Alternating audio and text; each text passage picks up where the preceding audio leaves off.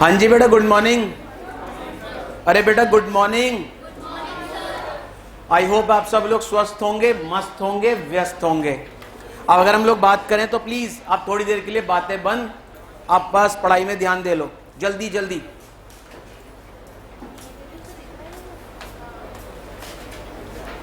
हो सेटल हो, जल्दी जल्दी जल्दी।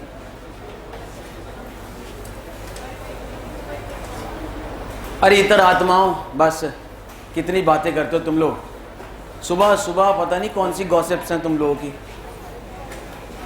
तुम लोगों का आज टेस्ट है। हाँ हाँ, अब आंखें खुलेंगी। इतनी देर से बोल रहा हूँ, चुप हो जाओ। नहीं, चलिए लास्ट लेक्चर की बात करें तो बेटा लास्ट लेक्चर में हम लोगों ने नई यूनिट स्टार्ट करी थी। यूनिट का नाम था बेटा फिस्कल पॉलिसी। जल्दी से रिकॉल करवा रहा हूं, अभी तक हम लोगों ने जो जो टॉपिक पढ़े थे उसके आगे का कंटिन्यू कर रहे हैं। सबसे पहले हम लोगों ने पढ़ा था फिस्कल पॉलिसी की डेफिनेशन, दैट इज एक सिंपल मतलब इंट्रोडक्शन पढ़ा था। मुझे बस ये सोच के बता दो या ये याद हो अगर आप लोगों को, फिस्कल पॉलिसी बनाता कौन है? गवर्नमेंट बनाता है। गवर्नमेंट फिस्कल पॉलिसी के थ्रू तीन चीजों को इन्फ्लुएंस करता है। वो तीन चीजें क्या क्या थी? Aggregate demand, employment, economic development या इकोनॉमिक ग्रोथ। इसके बाद हमने पढ़ा था ऑब्जेक्टिव्स ऑफ फिस्कल पॉलिसी। बेटा कितने ऑब्जेक्टिव पढ़े थे? 4 ऑब्जेक्टिव थे। पहला objective full employment, second objective price stability, third objective equitable distribution of income, fourth objective acceleration of economic growth. इसका मतलब देश क्या करता रहे? ग्रो करता रहे। इसके बाद बेटा हम लोगों ने 2 तरीके की फिस्कल पॉलिसी पढ़ी थी, अगर आप लोगों को याद हो। One is expansionary, one is contractionary. मुझे बस इतना सोच के बता दो, अगर रिसेशन है, वापस बोल रहा हूं, अगर रिसेशन है, रिसेशन के टाइम पे डिमांड कम होती है या ज्यादा होती है? कम। तो रिसेशन के टाइम पे जो एग्रीगेट डिमांड कम है, उस एग्रीगेट डिमांड को गवर्नमेंट क्या करता है? एक्सपेंड करता है। एक्सपेंड करने के लिए टैक्स को कम करेगा या ज्यादा करेगा? और एक्सपेंडिचर को ज्यादा। इसके बाद दूसरी पढ़ी थी बेटा हम लोगों ने contractionary fiscal policy. Contractionary fiscal policy का सिंपल सा मतलब, अगर क्या है बेटा? इन्फ्लेशन। इन्फ्लेशन का मतलब बहुत ज्यादा क्या है? महंगाई। इसका मतलब डिमांड क्या है? ज्यादा। उस डिमांड को क्या करना है? कम। तो बेटा टैक्स को क्या करेगा? टैक्स को रेस करेगा, एक्सपेंडिचर को कम करेगा। याद है? अब नेक्स्ट जो टॉपिक स्टार्ट कर रहे हैं, हेडिंग डाल लीजिए इंस्ट्रूमेंट्स ऑफ फिस्कल पॉलिसी। वापस बोल रहा हूं, instruments of fiscal policy. Instruments of fiscal policy. इसका मतलब सर फिस्कल पॉलिसी गवर्नमेंट बनाता है, और फिस्कल पॉलिसी जो गवर्नमेंट बनाता है उसके अंदर बहुत सारे क्या यूज करता है बेटा? इंस्ट्रूमेंट्स। तो हमें यहां पे डिफरेंट टाइप्स के इंस्ट्रूमेंट्स पढ़ने हैं जो गवर्नमेंट यूज करता है फिस्कल पॉलिसी में। और इस इंस्ट्रूमेंट के थ्रू गवर्नमेंट मेनली किस चीज पे फोकस करेगा? गवर्नमेंट कहीं ना कहीं बात करेगा किस पे? Aggregate demand. इसका मतलब सुन लो, ये जितने भी आप लोग क्या पढ़ रहे हो, जितने भी आप इंस्ट्रूमेंट्स पढ़ रहे हो, इन इंस्ट्रूमेंट्स के थ्रू गवर्नमेंट कहीं ना कहीं कंट्रोल करेगा। सर किसको कंट्रोल करेगा? एग्रीगेट डिमांड को। तो एक बात याद रखना, यहां पे जो आप इंस्ट्रूमेंट्स पढ़ रहे हैं, यहां पे इंस्ट्रूमेंट टैक्स एक इंस्ट्रूमेंट मैंने आपको बताया था, एक्सपेंडिचर एक इंस्ट्रूमेंट मैंने आपको बताया था। इसके अलावा भी बहुत सारे इंस्ट्रूमेंट्स और पढ़ने हैं, तो एक एक करके हम लोग इंस्ट्रूमेंट्स पढ़ते हैं। तो सबसे पहला जो इंस्ट्रूमेंट स्टार्ट कर रहे हैं बेटा, सबसे पहला इंस्ट्रूमेंट जो है दैट इज टैक्स। सिंपल मतलब टैक्स जो इंस्ट्रूमेंट है, इस टैक्स के थ्रू गवर्नमेंट किस तरीके से डिमांड को इन्फ्लुएंस करता है। तो पहला इंस्ट्रूमेंट जो गवर्नमेंट यूज करता है फिस्कल पॉलिसी में, दैट इज टैक्स। अब सबसे पहला पॉइंट, अगर आप लोगों को याद हो, मैंने आप लोगों को एक छोटा सा ओवरव्यू दिया था। क्या बताया था? बस इतना बताओ, कितने तरीके के टैक्स होते हैं in general? 2। One is direct tax, one is indirect tax. अगर मैं बात करूं तो सबसे पहला पॉइंट बेटा यहां पे ये बताया गया है कि 2 तरीके के टैक्स होते हैं। सर एक टैक्स को हम लोग बोलते हैं डायरेक्ट टैक्स, और एक टैक्स को हम लोग बोलते हैं इनडायरेक्ट टैक्स। अब मुझे बस इतना सोच के बताओ, मल्टीपल बहुत सारे क्या होते थे? Indirect taxes. और इन सारे इनडायरेक्ट टैक्सेस को गवर्नमेंट ने क्या कर दिया? सब सम कर दिया या क्लब करके एक टैक्स बना दिया। और वो एक टैक्स कौन सा था? GST. Full form of GST goods and service tax. कब आया था? 1 जुलाई 2017। अब सुनो, टैक्स, सबसे पहला पॉइंट, टैक्स दो तरीके के होते हैं, एक होता है डायरेक्ट टैक्स और एक होता है इनडायरेक्ट टैक्स। इस पे ज्यादा चर्चा नहीं कर रखी, बस ये बता रखा है दो तरीके के टैक्स होते हैं।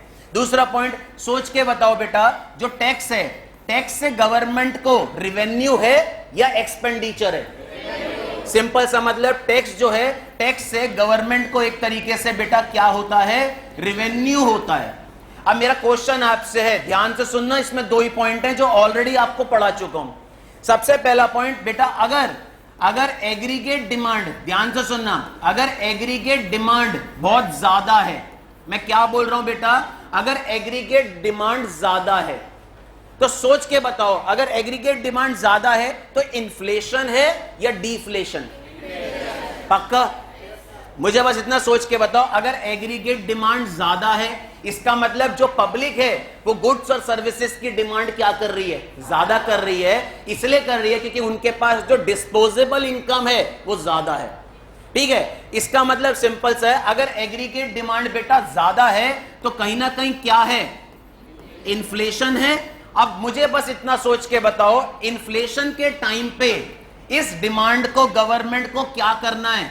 कम मतलब रिड्यूस करना है। तो गवर्नमेंट टैक्स को रेस करेगा या कम करेगा?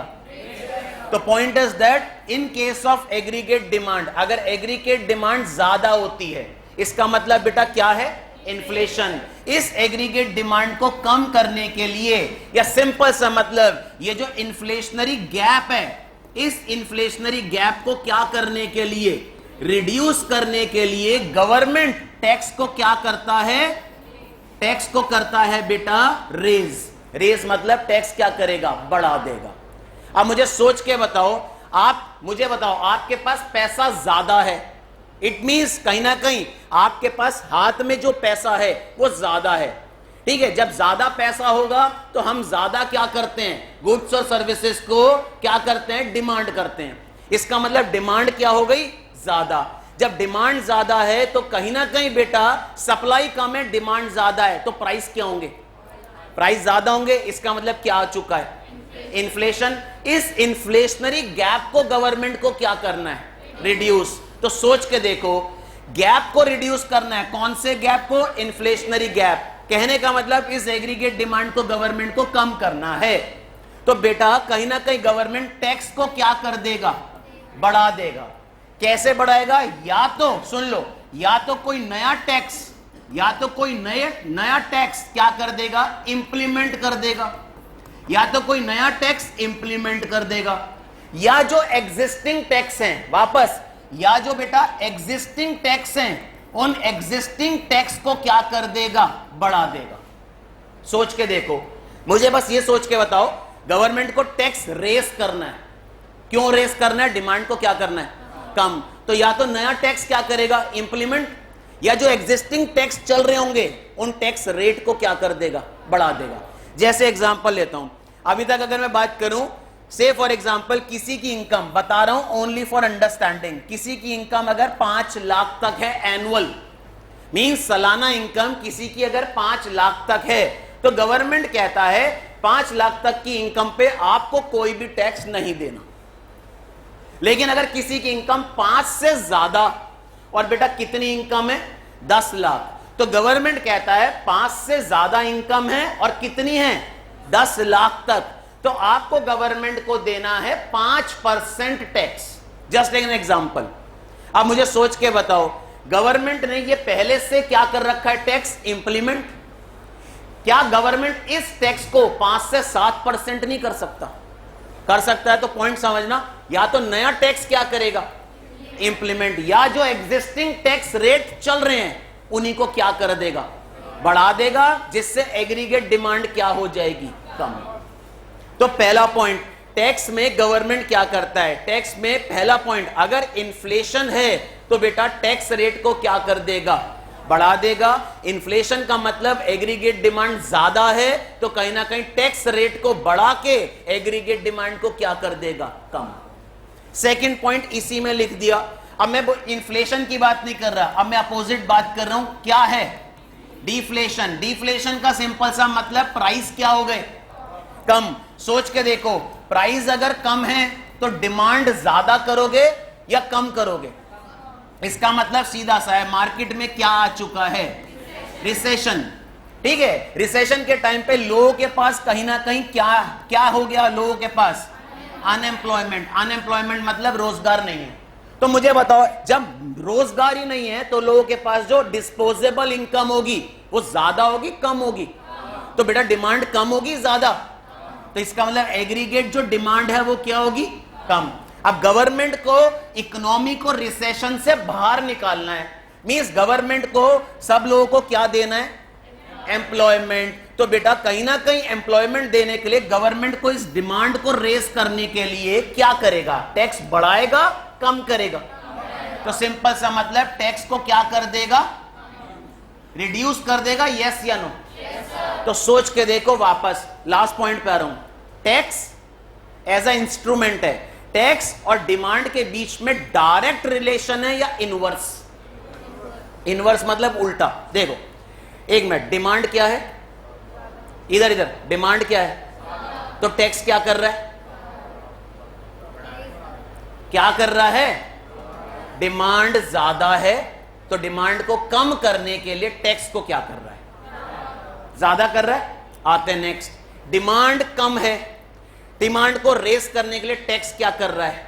कम।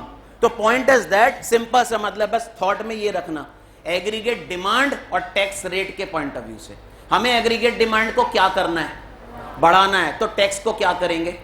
कम। हमें एग्रीगेट डिमांड क्या करनी है? कम। तो डिमांड को टैक्स को क्या करेंगे? बढ़ाएंगे। ये पॉइंट तुम्हारे मॉड्यूल में लिखे हैं सबसे पहले इंस्ट्रूमेंट में, जिसका नाम क्या बोला? Tax as a instrument of fiscal policy. और ये मैं ऑलरेडी आपको इंट्रोडक्शन में भी समझा चुका था। तो एज सच यहां पे कोई नई चीज नहीं आई, लास्ट लेक्चर वाले ही पॉइंट को दोबारा से डिटेल में समझाया गया। अब मेरा क्वेश्चन है, इन्फ्लेशनरी गैप, अब वापस सुन लो क्वेश्चन जो पूछ रहा हूं। इन्फ्लेशनरी गैप को कम करने के लिए टैक्स को क्या करेगा? इन्फ्लेशनरी गैप को कम करने के लिए टैक्स को क्या करेगा? बढ़ाएगा, रिड्यूस करेगा? पक्का? इन्फ्लेशनरी गैप का मतलब प्राइस को, एक मिनट, प्राइस ज्यादा है कम है? प्राइस ज्यादा है ना, इसका मतलब इन्फ्लेशनरी गैप को रिड्यूस करने के लिए टैक्स क्या करेगा? उल्टा बोल रहे हो या सीधा बोल रहे हो? पहले तो तुम एक मिनट अपने दिमाग में आओ। इन्फ्लेशनरी गैप का मतलब कौन सी फिस्कल पॉलिसी? इन्फ्लेशनरी गैप को रिड्यूस करने के लिए कौन सी फिस्कल पॉलिसी पढ़ाई थी? कॉन्ट्रैक्शनरी या एक्सपेंशनरी? कॉन्ट्रैक्शनरी। कॉन्ट्रैक्शनरी मतलब डिमांड को क्या करना है? तो बेटा टैक्स क्या करेगा? इंक्रीज। रट क्यों रहे हो? तुम्हें लास्ट लेक्चर में समझाया था, पढ़ते क्यों नहीं घर जाके? पढ़ना जरा, ओपन करो, ओपन। अभी तो लिखवाने के बाद ये हाल है, हो गया बस बैटरी तुम लोगों की डाउन। एक मिनट वापस बोल रहा हूं मैं, क्वेश्चन घुमा दूंगा तुम घूम जाओगे। इन्फ्लेशनरी गैप बोल रहा हूं। एक मिनट, पहले तो मुझे ये बताओ कितने तरीके की फिस्कल पॉलिसी पढ़ाई थी? One is expansionary, one is contractionary. Expansionary का मतलब डिमांड को क्या करना है? एक्सपेंड। और कॉन्ट्रैक्शनरी मतलब डिमांड को क्या करना है? कम। बस इतना सोचो। अब मेरा क्वेश्चन है, इन्फ्लेशनरी गैप को कम करना है, इन्फ्लेशनरी गैप को कम करना है, कौन सी फिस्कल पॉलिसी? पक्का बोलो। आधे शांत, एक एक करके यहां बुला रहा हूं अभी मैं, और एक्सप्लेन करोगे तुम लोग। इससे आगे का टॉपिक पढ़ाऊंगा ही नहीं। घर जाके पढ़ते क्यों नहीं तुम लोग? आप पढ़ो, बोलोगे तो सही तुम लोग, लेकिन एक एक करके इंस्टॉलमेंट में मैं तुम लोगों के साथ रिवाइज कराता रहूंगा, तुम लोग साथ साथ मेरे बोलते रहोगे। लेकिन जहां मैंने इंडिविजुअल क्वेश्चन पुटअप करने स्टार्ट करे तो मैं करते रहोगे। घर पे जाके क्या करते तुम लोग? कल क्या करा तुम लोगों ने? सर पूरा दिन सोए। अरे मैं तो सही बोल रहा हूं। और कुछ तो ऐसे हैं अभी क्लास के अंदर बोल रहा हूं कैमरे में सामने, आंख खोल के सोएंगे। वो भी अपने में एक टैलेंट है। आने दो जून जुलाई, आने दो ह्यूमिड। सर इतनी गर्मी में पढ़ाई नहीं होती। बेटा एक बात आज बता रहा हूं तुम लोगों को, गर्मी पे तुम्हारा कंट्रोल नहीं है, ठीक है? तो गर्मी तो पड़ेगी। दूसरी पॉइंट, सर कल संडे था, पूरे दिन सोते रहे। अच्छी बात है, सो, लेकिन जो तुम लोगों का मेन ऑब्जेक्टिव है उस पर जरा फोकस कर लो। रिवीजन नहीं करोगे, आगे के टॉपिक गोल होते रहेंगे। मैं आधों को बोल रहा हूं, आधों को नहीं बोल रहा। कुछ स्टूडेंट के सही आंसर आते हैं, लेकिन कुछ स्टूडेंट ना सोच रहे हैं कि भीड़ में मैं कर दूं और बच जाऊं, मैं पकड़ लूंगा वहीं और यहीं बुला लूंगा मैं कैमरे के सामने। और अभी तुम लोगों का एक पूरा का पूरा काला चिट्ठा, इसी वीक 3 टेस्ट बोले हुए मैंने, ठीक है। 3 टेस्ट में तुम लोगों के पेरेंट्स तक पहुंचाऊंगा मैं सारे नंबर।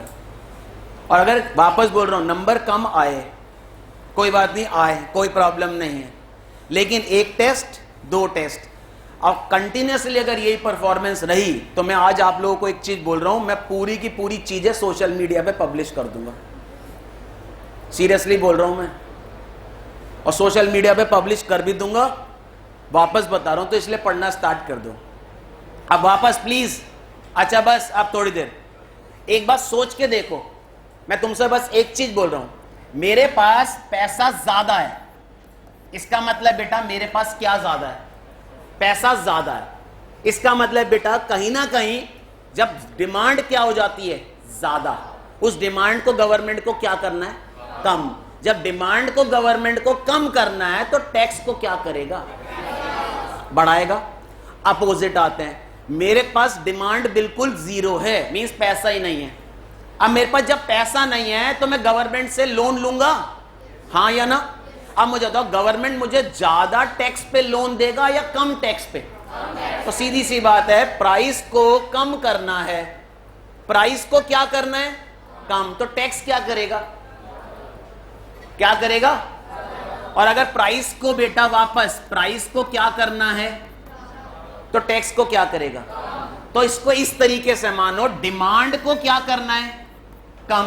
तो टैक्स को क्या करेगा? ज्यादा। डिमांड को क्या करना है तो टैक्स को क्या करेगा? कम।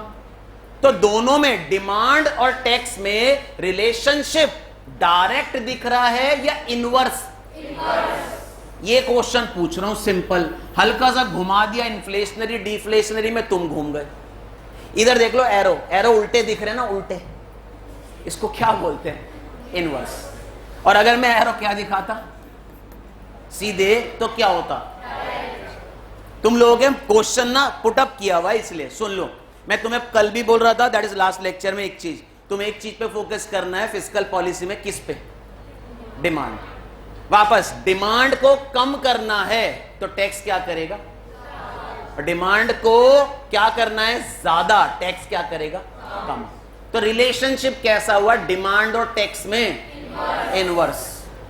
आई होप क्लियर है। तो वापस सबसे पहला पॉइंट, 2 तरीके के टैक्स होते हैं, one is direct, indirect. Second point, tax से गवर्नमेंट को क्या होता है? Revenue. Third point, aggregate demand अगर क्या है?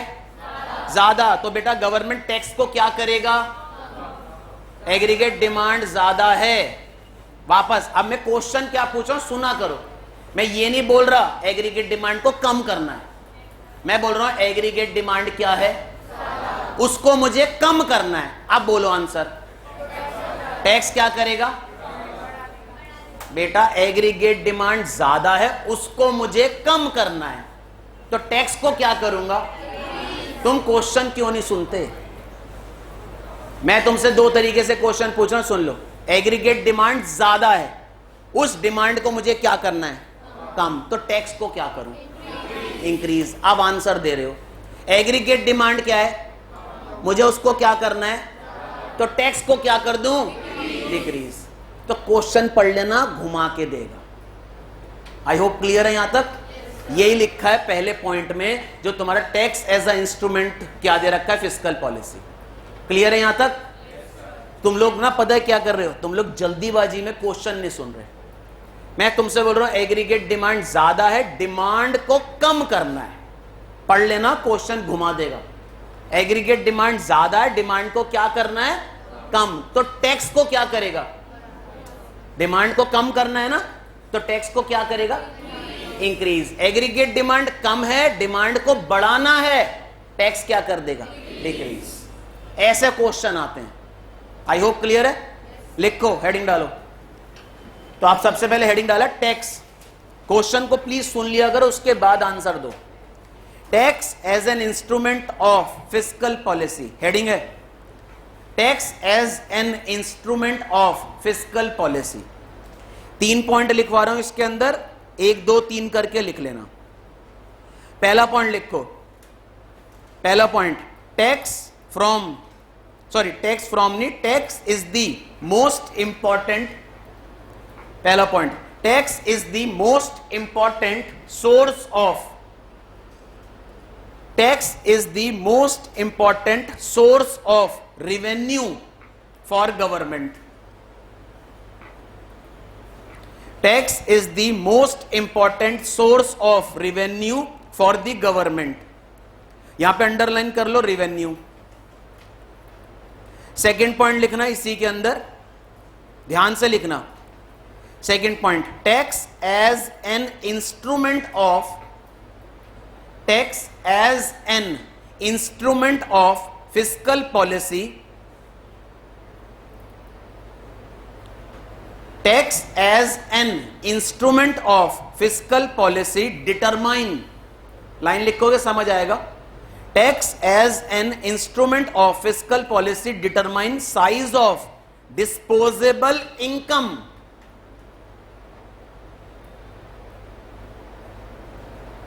size of disposable income in the hands of general public.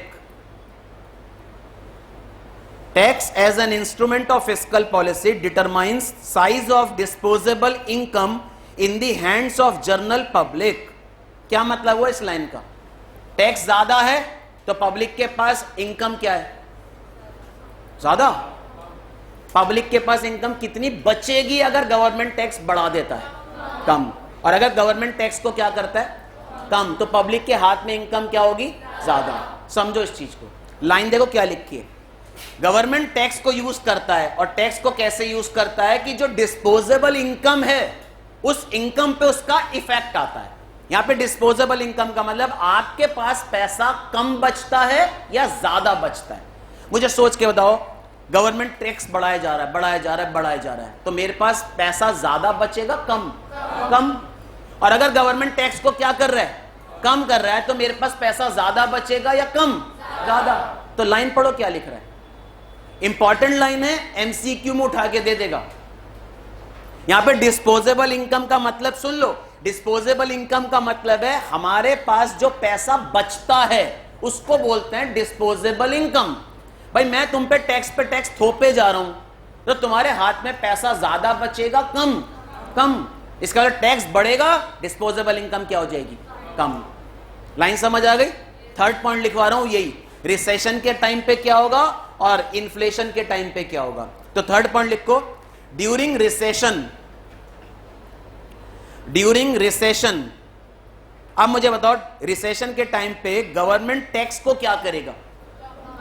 तो ये लिखना है, ड्यूरिंग रिसेशन गवर्नमेंट, वापस, during recession government reduces, during recession government reduces tax, government reduces tax, leaves, leave, LEAVE, leave higher disposable income. During recession, government reduces tax, leaves higher disposable income with people. Whereas during inflation, new tax can be implemented. New tax can be implemented and rate of existing tax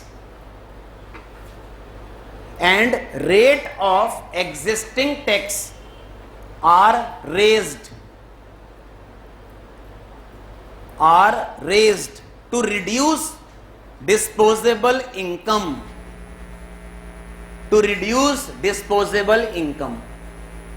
अब ध्यान से सुन लो, इन्होंने word यहां पे क्या लिख दिया।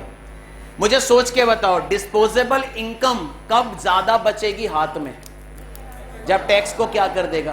कम। और डिस्पोजेबल इनकम कब बचेगी? कम। कब हो जाएगी कम? टैक्स बढ़ा देगा। तो इन्होंने मेनली किस पे पॉइंट ऑफ व्यू से बात करी है? Disposable income. अब सोच के देखो, इनकम कम है तो डिमांड क्या हो जाएगी? कम। इनकम ज्यादा है तो डिमांड क्या हो जाएगी? ज्यादा। तो इन्होंने ना घुमा के लाइन लिखी। यार ये जो लास्ट पॉइंट है ना, थर्ड पॉइंट, ये बहुत इंपॉर्टेंट है। यहां पे अंडरलाइन कर लेना डिस्पोजेबल इनकम वर्ड को, क्योंकि यहां डिस्पोजेबल इनकम से स्टूडेंट कंफ्यूज होता है। ये सोचो कि हमारे हाथ में पैसा ज्यादा कब बचेगा? जब टैक्स को गवर्नमेंट क्या कर देगा? कम। हमारे हाथ में पैसा ज्यादा बचेगा जब टैक्स कम होगा, हमारे हाथ में पैसा कम होगा जब टैक्स क्या होगा? ज्यादा। आई होप क्लियर है यहां तक सबको? पक्का? सेकंड इंस्ट्रूमेंट, यहां पे इतना ही था। सेकंड इंस्ट्रूमेंट की बात करते हैं। सेकंड इंस्ट्रूमेंट यहां बोला गया है एक्सपेंडिचर। सेकंड इंस्ट्रूमेंट जो बोला गया है एक्सपेंडिचर। सर एक्सपेंडिचर का मतलब होता है क्या? गवर्नमेंट क्या करता है? खर्चे। सिंपल सा मतलब, टैक्स से गवर्नमेंट को तो रिवेन्यू है। सर एक्सपेंडिचर क्या होता है? एक्सपेंडिचर होता है बेटा गवर्नमेंट क्या करता है? स्पेंडिंग। तो बेटा गवर्नमेंट जितने भी खर्चे करता है उनको बोलते हैं गवर्नमेंट एक्सपेंडिचर या पब्लिक एक्सपेंडिचर। ध्यान से सुन लो, यहां पब्लिक का मतलब गवर्नमेंट से है। तो सेकंड जो इंस्ट्रूमेंट है उसको बोला गया है बेटा पब्लिक एक्सपेंडिचर। पब्लिक एक्सपेंडिचर का मतलब गवर्नमेंट क्या करता है बेटा? खर्चे। उन खर्चों को बोलते हैं बेटा what? Government spending, that is expenditure. अब सोच के देखो, मार्केट में अगर मैं बात करूं, इकोनॉमी की बात कर रहा हूं, इकोनॉमी में बेटा क्या आ चुका है? अनएम्प्लॉयमेंट। अगर अनएम्प्लॉयमेंट बहुत टाइम तक चलता रहता है तो क्या सिचुएशन आती है? रिसेशन। रिसेशन कंटिन्यूअसली काफी टाइम तक चलता है तो उसको बोलते हैं डिप्रेशन। तो ये सोचो 6 महीने तक अगर अनएम्प्लॉयमेंट वाली सिचुएशन रहती है तो उसको हम लोग क्या बोल देते हैं? रिसेशन। ठीक है। और ये रिसेशन जो है ये कंटिन्यूअसली चलता रहता है 1 साल तक, तो सिचुएशन को क्या बोल देते हैं? डिप्रेशन। 1930 में, वापस बोल रहा हूं, 1930 में यूएस में आया था ग्रेट डिप्रेशन। इसलिए बता रहा हूं आगे जाके कहीं ना कहीं ये चीज दोबारा आएगी।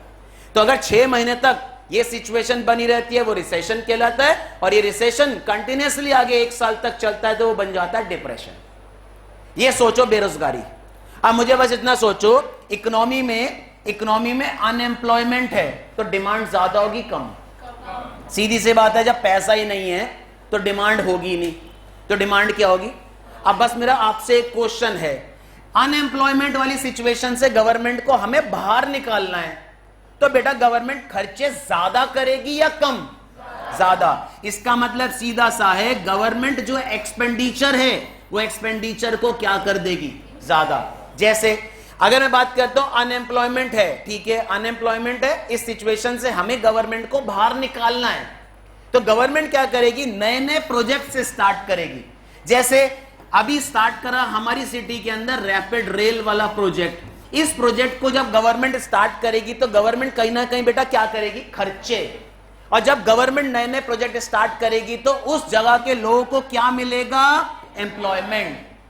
तो ये वापस सुन लो, अगर अनएम्प्लॉयमेंट है, अनएम्प्लॉयमेंट के टाइम पे गवर्नमेंट अपने एक्सपेंडिचर को क्या करती है? इंक्रीज। और मैं सीधी सी बात बोल रहा हूं, अपोजिट सुन लो, अगर सबके पास क्या है? एम्प्लॉयमेंट है, इसका मतलब सबके पास पैसा है, तो गवर्नमेंट अपने खर्चों को क्या कर देगा? सीधी सी बात है, गवर्नमेंट अपने एक्सपेंडिचर क्या कर देगा? कम। आई होप यहां तक क्लियर है, बिल्कुल सिंपल। अब अगर मैं बात करूं, 3 तरीके के खर्चे होते हैं, सुन लो, इंपॉर्टेंट है एमसीक्यू के लिए। 3 टाइप्स ऑफ एक्सपेंडिचर होते हैं। सर वो 3 तरीके के खर्चे कौन कौन से होते हैं? एक एक करके सुन लो। पहला खर्चा जो बोला गया है उसको बोला गया capital expenditure. That is first type of expenditure जो गवर्नमेंट करता है, उसको बोलते हैं capital expenditure. Sir capital expenditure वो खर्चे होते हैं जिन खर्चों के थ्रू गवर्नमेंट एसेट को क्रिएट करता है। ऐसे खर्चे जिन खर्चों के थ्रू गवर्नमेंट क्या क्रिएट कर रहा है, एसेट, उन खर्चों को बोलते हैं कैपिटल एसेट। सर कैसे, सोच के बताओ। तुम्हारी सिटी की बात करते हैं, तुम्हारी सिटी के अंदर कौन सा प्रोजेक्ट चल रहा है? RRTS चल रहा है। अब मुझे बताओ, ये जो बन के आ जाएगा प्रोजेक्ट जब कंप्लीट हो जाएगा, ऑलमोस्ट कंप्लीशन पे है, तो मुझे बताओ गवर्नमेंट ने ये क्या क्रिएट करा, एक एसेट क्रिएट करा ना। तो बेटा इन पे जो खर्चे गवर्नमेंट करता है उन खर्चों को क्या बोलते हैं? वापस कैपिटल एक्सपेंडिचर। गवर्नमेंट ने हाईवे बनाया, गवर्नमेंट ने रोड्स बनवाई, गवर्नमेंट ने ब्रिजेस बनवाए, ऐसे खर्चों के थ्रू गवर्नमेंट इंफ्रास्ट्रक्चर क्या कर रहा है? क्रिएट कर रहा है ना। तो बेटा ऐसे खर्चे जिनके थ्रू गवर्नमेंट इंफ्रास्ट्रक्चर या एसेट को क्रिएट करता है, उन खर्चों को बोलते हैं कैपिटल एक्सपेंडिचर। तो पहला खर्चा कैपिटल एक्सपेंडिचर। दूसरे खर्चे की बात करते हैं। सर सेकंड कौन सा एक्सपेंडिचर होता है? Transfer payment. वापस सेकंड कौन सा होता है? Transfer payment. सर ये कौन सा खर्चा होता है? ऐसे खर्चे जहां पे गवर्नमेंट रिलीफ फंड, वापस बोल रहा हूं, रिलीफ फंड्स देता है। जैसे बेटा कहीं किसी एरिया में क्या आ गया? फ्लड। ठीक है, अब मुझे बताओ किसी एरिया में फ्लड आ गया, सब कुछ तहस नहस हो गया, तो गवर्नमेंट वहां पे फंड्स को एलोकेट करता है, यस या नो? तो बेटा ऐसे खर्चे जहां पे गवर्नमेंट एक तरीके से क्या कर रहा है? लोगों की मदद कर रहा है। कैसे? एक फ्लड प्रोन एरिया, आपदा आ गई, इमरजेंसी आ गई, तो वहां पे गवर्नमेंट राहत पैकेज देता है ना, सुना होगा न्यूज में। तो ऐसे खर्चे जो कहीं कहां पे यूज हो रहे हैं? रिलीफ फंड्स की तरह, जहां पे लोगों को कहीं ना कहीं इन सिचुएशन से बाहर निकाल रहा है गवर्नमेंट, ऐसे खर्चों को क्या बोलता है? Transfer payment. अब एक बात याद रखना, कैपिटल एक्सपेंडिचर की बात कर रहा हूं, सुन लो इंपॉर्टेंट। कैपिटल एक्सपेंडिचर के थ्रू गवर्नमेंट क्या क्रिएट कर रहा है? एसेट। फ्यूचर में इससे क्या होगा गवर्नमेंट को? रेवेन्यू। मुझे बताओ क्या क्रिएट करा गवर्नमेंट ने? एक मिनट, कौन सा प्रोजेक्ट? Rapid rail. इस पे खर्चे करे, क्या क्रिएट करी गवर्नमेंट ने? एसेट। फ्यूचर में इससे गवर्नमेंट को क्या होगा? रेवेन्यू। लेकिन इधर देखो, लेकिन मुझे बताओ ट्रांसफर पेमेंट में गवर्नमेंट क्या कर रहा है? ट्रांसफर पेमेंट में गवर्नमेंट क्या दे रहा है? Relief fund. तो मुझे बताओ ये जो रिलीफ फंड्स हैं, गवर्नमेंट ये जो फंड्स एलोकेट कर रहा है फ्लड प्रोन एरिया में, राहत पैकेज दे रहा है, वहां के लोगों को फूड बांट रहा है, वहां के लोगों को कहीं ना कहीं फैसिलिटी प्रोवाइड कर रहा है। तो बेटा ऐसे खर्चे जो किस कैटेगरी के होते हैं? वापस बोल रहा हूं, ट्रांसफर पेमेंट। ये कहीं ना कहीं जीडीपी में क्या नहीं करते? कंट्रीब्यूट नहीं करते। सुन लो प्लीज, कैपिटल एक्सपेंडिचर से गवर्नमेंट क्या क्रिएट कर रहा है? एसेट। फ्यूचर में गवर्नमेंट को क्या होगा? लेकिन ट्रांसफर पेमेंट में गवर्नमेंट जो खर्चे कर रहा है वो क्यों कर रहा है? एक तरीके से पब्लिक को उस टाइम पे उस सिचुएशन से क्या कर रहा है? बाहर निकाल रहा है ना। तो मुझे बताओ गवर्नमेंट को ऐसे खर्चों से क्या नहीं है फ्यूचर में? Revenue. That is transfer payment कभी भी कंट्री की जीडीपी में क्या नहीं करते? कंट्रीब्यूट। यहां कंट्रीब्यूट है। एक एमसीक्यू आया था, सुन लो, स्टूडेंट घूम गया। 3 तरीके के खर्चे होते हैं, एग्जांपल अभी तीसरा समझा रहा हूं। कौन सा खर्चा है जो कहीं ना कहीं जीडीपी में कंट्रीब्यूट नहीं करता? एक एग्जांपल मुझे बताओ, तुम लोगों ने भी सुना होगा, बहुत सारी, अभी केदारनाथ, बद्रीनाथ, क्या हुआ था? क्या आ गई थी? बाढ़ आ गई थी, तहस नहस हो गया था सब कुछ। तो वहां पे गवर्नमेंट ने क्या दिया? Relief fund. मुझे बताओ क्या वो रिलीफ फंड जो गवर्नमेंट ने दिया उस टाइम पे, उससे गवर्नमेंट को कोई रेवेन्यू था? तो याद रखना वापस, ट्रांसफर पेमेंट कभी भी कंट्री की जीडीपी में अपना क्या नहीं करता? कंट्रीब्यूशन। लेकिन इसके अलावा कैपिटल एक्सपेंडिचर ये कंट्रीब्यूशन करता है। तीसरा खर्चा अभी पढ़ा रहा हूं, पहले इतना लिख लो। यहां तक क्लियर है सबको? अभी तीसरा खर्चा समझा रहा हूं, पहले इतना लिख लो। इससे क्या हो गया है? गौतम इसको 1 मिनट ऑफ करना कैमरे को। चलिए लिखिए फटाफट जल्दी से। तो सेकंड हेडिंग डाल लीजिए, वापस हेडिंग डाल लीजिए। Second one is government expenditure. Government expenditure as an instrument of fiscal policy. Government expenditure as an instrument of fiscal policy. पहले इसके अंदर 2 लाइन लिख लीजिए, उसके बाद टाइप्स ऑफ एक्सपेंडिचर लिखेंगे.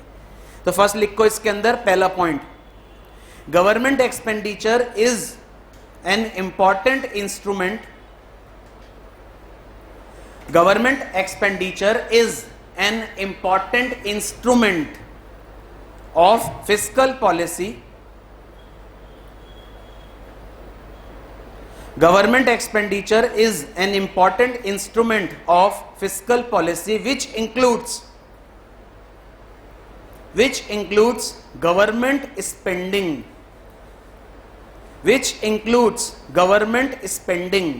और ध्यान से लिखना, और it is also known as public expenditure, which includes government spending, और it is also known as public expenditure. यहां पे अंडरलाइन कर लो स्पेंडिंग वर्ड को. इसके बाद नेक्स्ट लाइन से लिखना, नेक्स्ट लाइन से पब्लिक एक्सपेंडिचर इंक्लूड्स. इसका मतलब जो गवर्नमेंट खर्चे करता है उनकी बात कर रहे हैं. Public expenditure includes. अब कितने तरीके के एक्सपेंडिचर होते हैं? 3. पहले 2 लिखो, फर्स्ट लिखो, ABC करके लिख लेना इस पॉइंट में. ए लिखो कैपिटल एक्सपेंडिचर, ए लिखो कैपिटल एक्सपेंडिचर, डैश डाल के लिखना कैपिटल एक्सपेंडिचर के अंदर. Capital expenditure are in the form of capital expenditure are in the form of government spending. Capital expenditure are in the form of government spending in, ध्यान से लिखना, in capital equipments and infrastructure. In capital equipments and infrastructure. In simple मतलब ऐसे खर्चे जिनके through government क्या create कर रहा है, एसेट, उन खर्चों को बोला गया कैपिटल एक्सपेंडिचर. तो ब्रैकेट में अपने समझने के लिए लिखना है तो लिख सकते हो क्रिएट करना एसेट को. यहां पे वर्ड ही लिखा है एक्सपेंडिचर, सॉरी इंफ्रास्ट्रक्चर. सोच के देखो, इंफ्रास्ट्रक्चर का मतलब जो गवर्नमेंट रोड, ब्रिजेस, हाईवेज इनको क्रिएट करता है, ये एक तरीके से इंफ्रास्ट्रक्चर है. और ये जो खर्चे गवर्नमेंट करता है उनको बोलते हैं कैपिटल एक्सपेंडिचर. क्लियर है? यहां पे एक चीज को अंडरलाइन कर लो ऊपर, इंफ्रास्ट्रक्चर वर्ड को. Second, transfer payment. सेकंड जो खर्चा बता रखा है वो है बेटा ट्रांसफर पेमेंट. ट्रांसफर पेमेंट किस चीज में कंट्रीब्यूट नहीं करते? इस सिंपल सा मतलब है ट्रांसफर पेमेंट से गवर्नमेंट को एक तरीके से क्या नहीं है फ्यूचर में, रेवेन्यू. तो ये बोला गया है और इसको इस तरीके से बोला कि ट्रांसफर पेमेंट कहीं ना कहीं जीडीपी में अपना क्या नहीं देते, योगदान. क्लियर है? अब एक मिनट, जो सब्सिडी देता है गवर्नमेंट, जैसे मैंने तुम लोगों को बताया भी था, कोविड के टाइम पे फूड ग्रेन्स जो गवर्नमेंट बांट रहा था वो कौन सा खर्चा है? पक्का?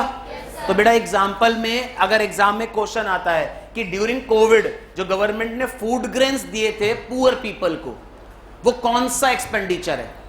Answer is what? Transfer payment. तो ये लिखना है सेकंड पॉइंट में.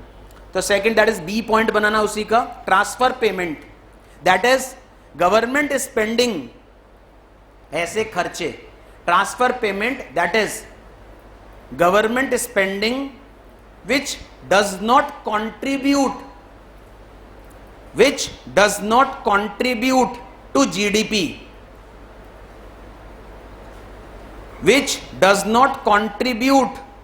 GDP, because, ध्यान से लिखना, because this type of spending, ध्यान से लिखना, because this type of spending is transferred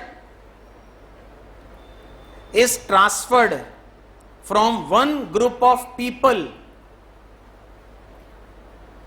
because this type of spending is transferred from one group of people to another. Sir इसका मतलब क्या है? आज यहां पे रिलीफ फंड दिया गवर्नमेंट ने, कल किसी दूसरी जगह पे क्या आ गया, इमरजेंसी, वहां पे रिलीफ फंड दे दिया उन लोगों को।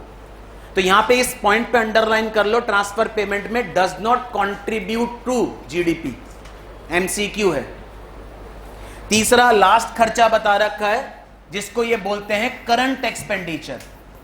सर करंट एक्सपेंडिचर कौन से होते हैं? ऐसे खर्चे जो डे टू डे, वापस बोल रहा हूं, ऐसे खर्चे जो गवर्नमेंट करता है डे टू डे ऑपरेशंस में। इसका मतलब रोज के रोज भी तो गवर्नमेंट कुछ खर्चे करता होगा, यस या नो?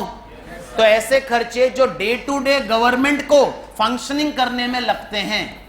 अब एक एग्जांपल लेता हूं बेटा, जितने भी गवर्नमेंट डिपार्टमेंट्स हैं, ठीक है, वहां पे day to day electricity consume होती होगी, हाँ या ना?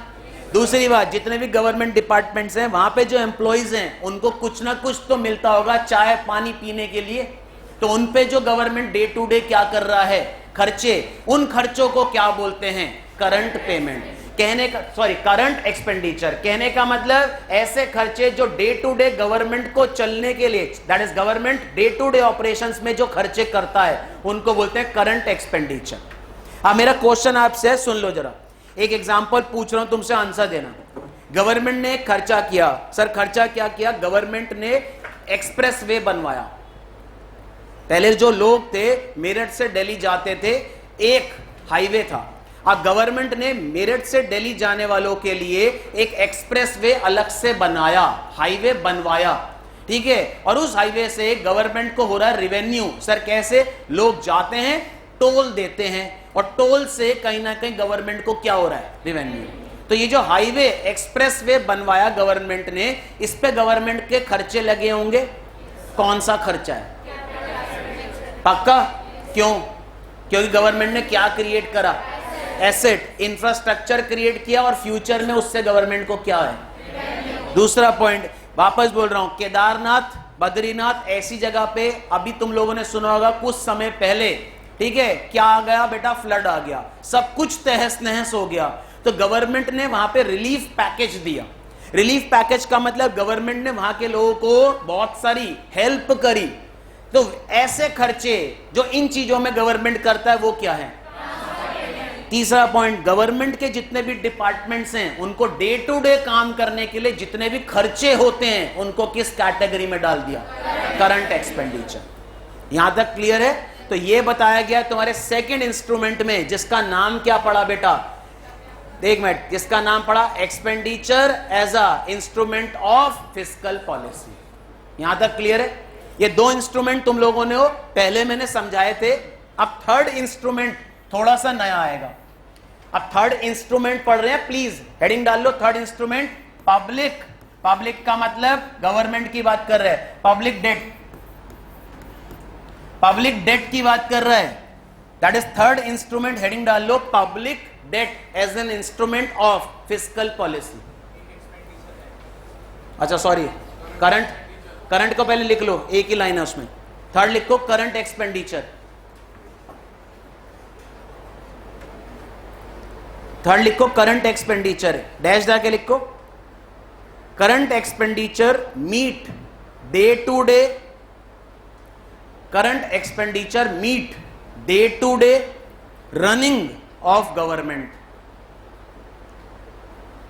Current expenditure meet day to day running of government. अब थर्ड लिखो, थर्ड इंस्ट्रूमेंट की बात कर रहा हूं। थर्ड इंस्ट्रूमेंट जो पढ़ना है तुम्हें, दैट इज पब्लिक डेट। इसको बोलते हैं गवर्नमेंट। वापस, पब्लिक का मतलब यहां पे गवर्नमेंट है। What is the meaning of debt? Government क्या करती है बेटा? लोन्स, वर्ल्ड बैंक से लोन्स लेती है, बस इतना। एक मतलब, एक सिंपल मतलब की बात करता हूं, एक सिंपल मतलब की बात कर रहा हूं। यहां पे बात कर रहे हैं बेटा पब्लिक डेट मतलब गवर्नमेंट बहुत सारे फंड्स को क्या करती है? बोरो। तो जितनी भी गवर्नमेंट की बोरोइंग्स होती हैं, वापस बोल रहा हूं, गवर्नमेंट की जो बोरोइंग्स होती हैं उनको बोला गया यहां पे क्या, पब्लिक डेट।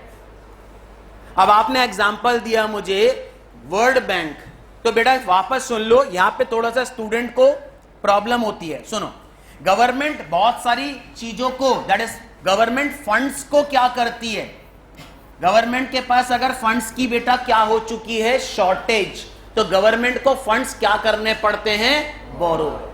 गवर्नमेंट दो सोर्सेज होती हैं, इंपॉर्टेंट है, गवर्नमेंट दो सोर्सेज होती हैं जहां से फंड्स को बोरो करती है।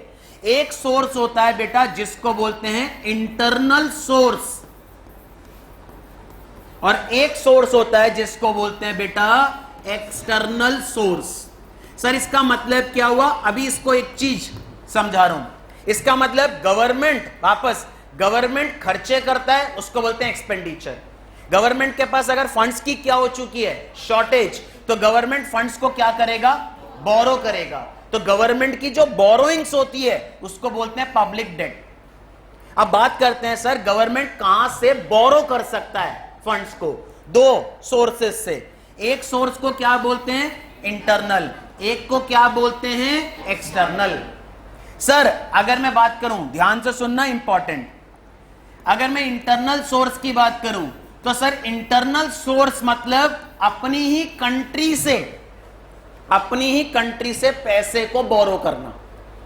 वापस इधर देख लो आत्माओं, अपनी ही कंट्री से पैसे को बोरो करना।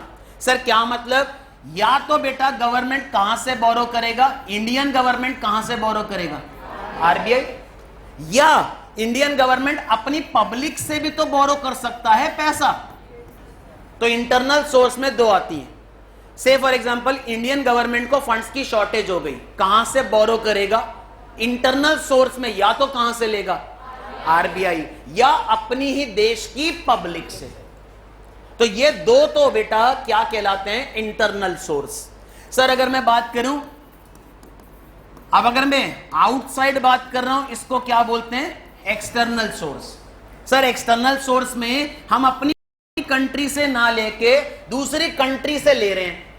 दूसरी कंट्री से कैसे ले सकते हैं बेटा, लोन कहां से ले सकता है, वर्ल्ड बैंक से ले सकता है, आईएमएफ से ले सकता है। इंटरनेशनल मॉनेटरी फंड्स, ये भी एक तरीके से एक ऑर्गेनाइजेशन है जो कहीं ना कहीं क्या देगी बेटा, गवर्नमेंट को फंड्स देगी। तो वापस गवर्नमेंट के पास कितने सोर्सेज हैं बोरो करने के, दो, एक तो अपनी कंट्री से और एक दूसरी कंट्री से।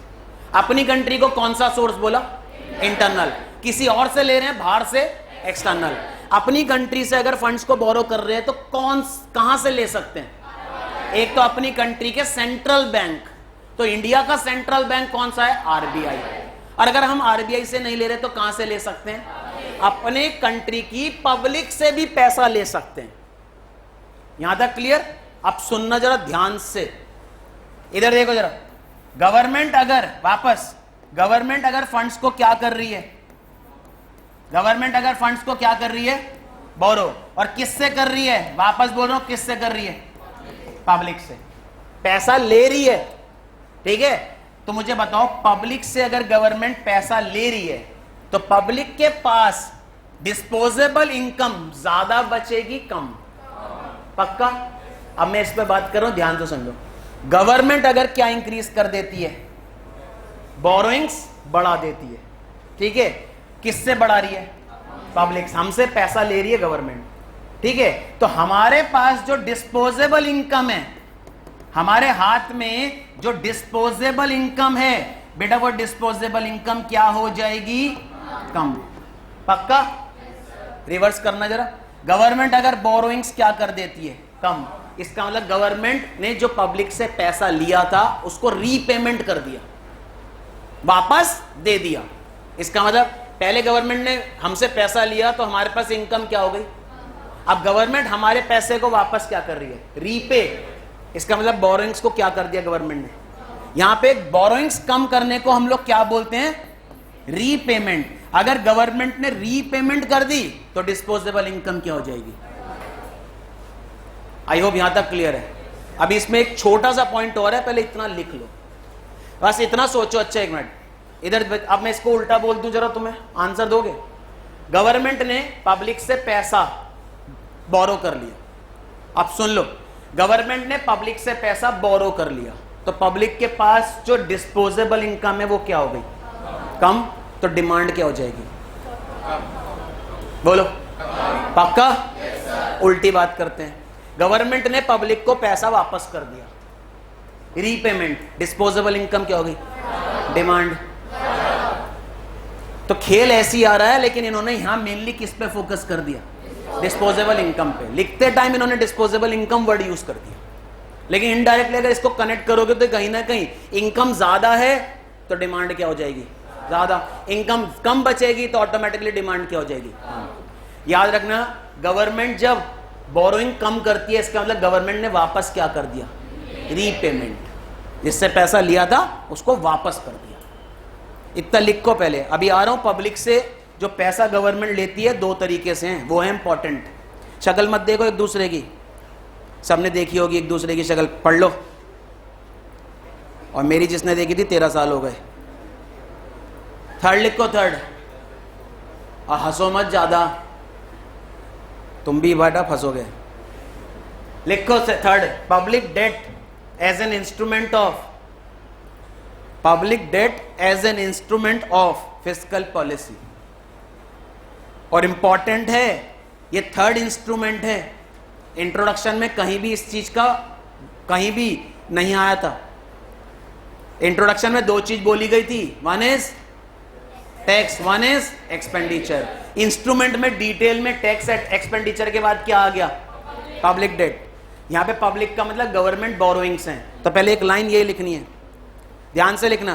Public debt, public debt means government borrowings and repayment. इसका मतलब दोनों आएंगे इसमें, बोरोइंग्स भी आएंगी और साथ साथ क्या आएंगी बेटा? रीपेमेंट।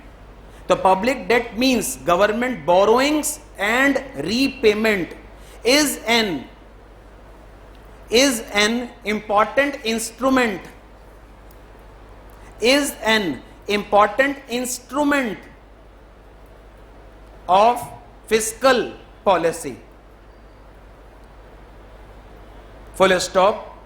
नेक्स्ट लाइन से लिख लो या नेक्स्ट पॉइंट से लिख लो। कहां कहां से बोरो कर सकती है government? One is internal source, one is external source. Internal source में क्या आएगा? इंटरनल सोर्स में आएगा आरबीआई और पब्लिक। एक्सटर्नल सोर्स में वर्ल्ड बैंक, आईएमएफ एक्सेट्रा। तो यही लिखवा रहा हूं, सेकेंड पॉइंट लिख लो। Public debt may be internal और external. Public debt may be internal और external. Public debt may be internal और एक्सटर्नल। दैट इज, ध्यान से लिखना अब, that is when government borrows, that is when government borrows from its own people, that is when government borrows from its own people. इसको क्या बोलेंगे? Internal, external? It is called internal date.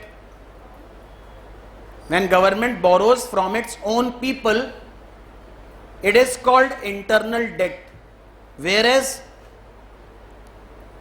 Whereas when government borrows from outside, outside what? Outside what? Country. When government borrows from outside country, it is called external debt. अब ध्यान से सुनना, last point है, खत्म है topic.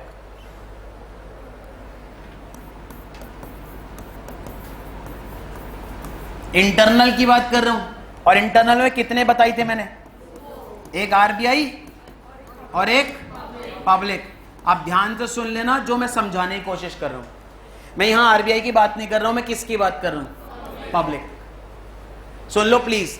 Government क्या कर रहा है? गवर्नमेंट अपनी ही कंट्री की पब्लिक से क्या कर रहा है? बोरोइंग्स कर रहा है। गवर्नमेंट अपनी ही कंट्री की पब्लिक से बोरोइंग्स करता है। तो बेटा दो तरीके से बोरोइंग्स कर सकता है। सर कैसे? पहला तरीका क्या है? गवर्नमेंट क्या कहेगा पब्लिक को? प्लीज सुन लो, गवर्नमेंट क्या कहेगा पब्लिक को? गवर्नमेंट कहेगा हम कुछ सिक्योरिटीज क्या कर रहे हैं? सेल कर रहे हैं। बिल्कुल सही, आगे आएगा डिटेल में, लेकिन फिलहाल के लिए सुनो। पब्लिक को बोलेगा गवर्नमेंट हम अपनी कुछ सिक्योरिटीज को क्या कर रहे हैं? सेल। सर सिक्योरिटीज का मतलब गवर्नमेंट पब्लिक को बोलेगा हमारी स्कीम है और उस स्कीम में आप लोग क्या करिए? इन्वेस्ट करिए। सीधा सा मतलब गवर्नमेंट ने क्या कर दी? एक स्कीम लॉन्च कर दी जिसको ये बोल रहा है गवर्नमेंट सिक्योरिटीज। गवर्नमेंट सिक्योरिटीज में पब्लिक को बोलेगा क्या करो? इन्वेस्ट। और एग्जाम्पल बोल रहा हूं गवर्नमेंट सिक्योरिटीज में, स्पेशली बोल रहा हूं यहां पे बॉन्ड्स। गवर्नमेंट क्या करता है? इशू करता है बॉन्ड, और पब्लिक को बोलता है बॉन्ड में क्या करिए? इन्वेस्ट करिए। सोच के देखो, एक तरीके से बॉन्ड क्या है? गवर्नमेंट की स्कीम, जिसको ये क्या बोल रहा है? Government securities. तो पॉइंट इज दैट पब्लिक से गवर्नमेंट कैसे बोरो करता है? एक तरीका इन्होंने क्या बताया? बॉन्ड्स। बॉन्ड्स एक तरीके से गवर्नमेंट की स्कीम है और उसको कहीं ना कहीं क्या बोलते हैं? Government securities. अब एक और तरीका है, सुन लो। एक और तरीका है जिसके अंदर गवर्नमेंट बोलता है पब्लिक को गवर्नमेंट की स्कीम है। सुना है नहीं सुना? बता देता हूं। गवर्नमेंट की स्कीम है जिसको बोलते हैं एनएससी। सर एनएससी की full form national saving certificate. अभी दोनों में एक डिफरेंस आ रहा है, बता रहा हूं, वो इंपॉर्टेंट है। दोनों गवर्नमेंट की क्या है? स्कीम्स हैं, और दोनों स्कीम्स में गवर्नमेंट किस पे फोकस कर रहा है? हमसे पैसा ले रहा है। पहली स्कीम में गवर्नमेंट ने क्या इशू करे? बॉन्ड्स। पब्लिक को बोला बॉन्ड्स को हमसे क्या करो? परचेज। इसका मतलब बॉन्ड्स में इन्वेस्ट करो। जब पब्लिक बॉन्ड्स में इन्वेस्ट करेगी तो कहीं ना कहीं गवर्नमेंट के पास पैसा जाएगा। इसको बोल रहे हैं बेटा गवर्नमेंट सिक्योरिटीज। सेकेंड स्कीम के अंदर गवर्नमेंट एक और स्कीम लॉन्च करता है जिसको क्या बोलते हैं? NSC. N stands for national saving certificate. इसमें भी बोलता है गवर्नमेंट क्या करो? इन्वेस्ट करो। सर दोनों ही गवर्नमेंट की स्कीम है, तो दोनों में डिफरेंस तो होगा। एक लास्ट पॉइंट है, एनएससी जो होती है दैट इज अगर आप कौन सी स्कीम में इन्वेस्ट कर रहे हैं गवर्नमेंट की? एनएससी। तो बेटा ये जो स्कीम है ये होती है नॉट ट्रेडेबल। सर इसका मतलब अगर आपने क्या लिया? एनएससी लिया, और ये एनएससी जो आपने लिया ये आपके नाम पे है सर्टिफिकेट। आप इसको किसी दूसरे को क्या नहीं कर सकते? ट्रांसफर। यहां पे मैंने क्या लिखा है? NSC not tradable. इसका मतलब कहीं ना कहीं आपने नेशनल सेविंग सर्टिफिकेट में इन्वेस्ट किया तो आपको एक सर्टिफिकेट देगा गवर्नमेंट। आपने पैसा दिया और आपने एनएससी में इन्वेस्ट किया, आपको कुछ ना कुछ डॉक्यूमेंट मिलेगा ना, प्रूफ। उस प्रूफ पे आपका नाम लिखा होगा, ठीक है? फ्यूचर में रीपे कर देगा, लेकिन याद रखना वो आपके नाम पे है। ये नहीं कि सौरभ जी आपने गौतम जी के नाम पे ट्रांसफर कर दी। तो एनएससी जो होती है स्कीम, ये कैसी होती है? Not tradable, not negotiable. और ये जो इन्वेस्टमेंट होता है ये होता है लॉन्ग टर्म। लेकिन सर अगर कौन सी बात करते हैं? बॉन्ड्स। आपने एनएससी में इन्वेस्ट ना करके गवर्नमेंट की कौन सी स्कीम में इन्वेस्ट किया? बॉन्ड्स। तो एक तो ये होता है बेटा short term investment.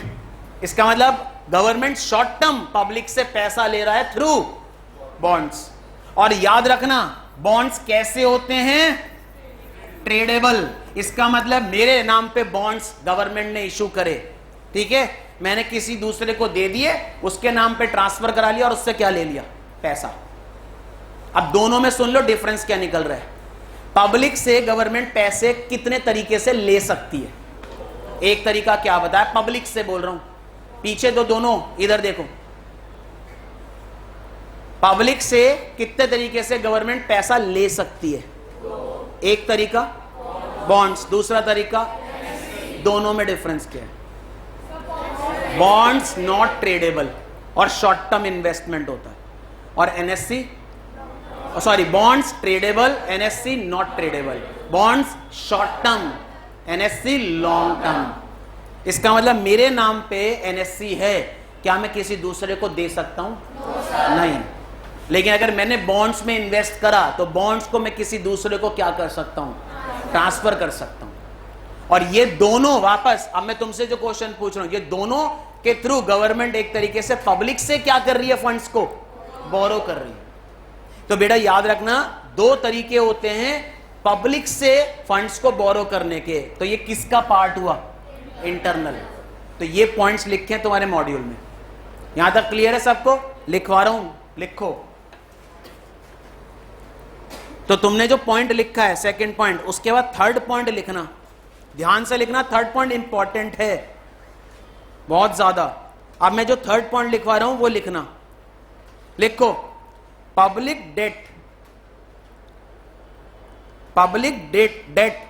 Takes two forms. अब उन्होंने नाम चेंज कर दिया, जस्ट लिखो public debt takes two forms. That is first लिखो, फर्स्ट ए और बी करके लिखो।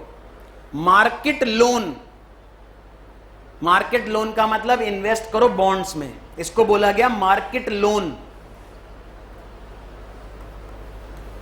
मार्केट लोन, मार्केट से लोन ले रहा है गवर्नमेंट, कैसे? क्या इशू कर रहा है? बॉन्ड्स। मार्केट लोन डैश डाल के लिखो। In case of market loan, comma, government issue, in case of market loan, comma, government issue securities. In case of market loan, government issue securities in the form of bonds. तो public से पैसा ले रहा है bonds की form में, और bonds को कहीं ना कहीं क्या बोला इन्होंने? Market loan. तो अंडरलाइन कर लो यहां पे, बॉन्ड्स मार्केट लोन। और सेकंड और एक और तरीका बताया, एनएससी। एनएससी को ये क्या बोल रहा है लिखना? Second, small savings. Small savings, लेकिन स्मॉल सेविंग्स का मतलब है आप एनएससी में इन्वेस्ट कर सकते हैं, और याद रखना लॉन्ग टर्म इन्वेस्टमेंट है। ये मत सोचना एक महीने के लिए नेशनल सेविंग सर्टिफिकेट, कोई पॉसिबिलिटी नहीं है, लॉन्ग टर्म इन्वेस्टमेंट है। तो सेकंड जो लिख रहे हो स्मॉल सेविंग्स, डैश जाके लिखो। Small savings represent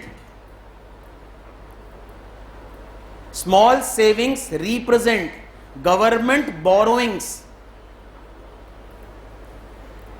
small savings represent government borrowings which are, अब आएगा यहां डिफरेंस, विच आर नॉट, क्या होगा?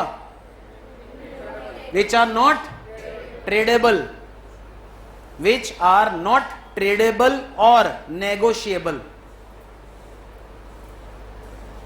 विच आर नॉट ट्रेडेबल और नेगोशिएबल। एग्जाम्पल लिखो, एनएससी ब्रैकेट में full form national saving certificate.